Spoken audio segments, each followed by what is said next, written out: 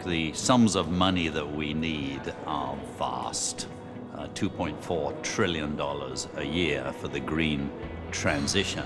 That cannot be done if we stay in our individual silos. It can only be done if we collaborate with each other.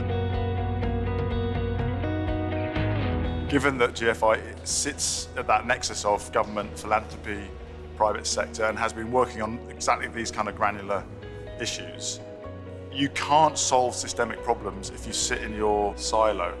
It's great that it's happening, and I really love in particular the idea of the green print. We all understand the finance is sufficient. It's just about matching the demand and supply, and we need innovation. We need to understand how we can get better structure for specific needs, and so private and public finance is a requirement to work together. It's the collaboration between different stakeholders in the economy. We need to educate our bankers.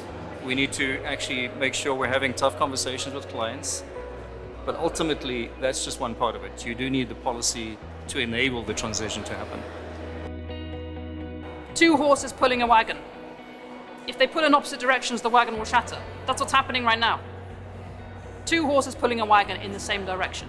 We all get to choose that direction. The direction is an actually human future.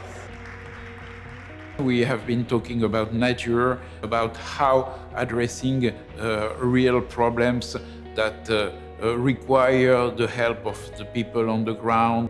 And it's very complicated for the finance, because very often finance addresses problems that are on a large scale. And this time we have to address thousands of problems that are on a small scale. The more work we do in our understanding of how to get to net zero and to finance net zero, the more we realise that we have to get into the detail, roll up our sleeves sector by sector and work out the specific mechanisms that need to shift in order to scale up and get money to flow.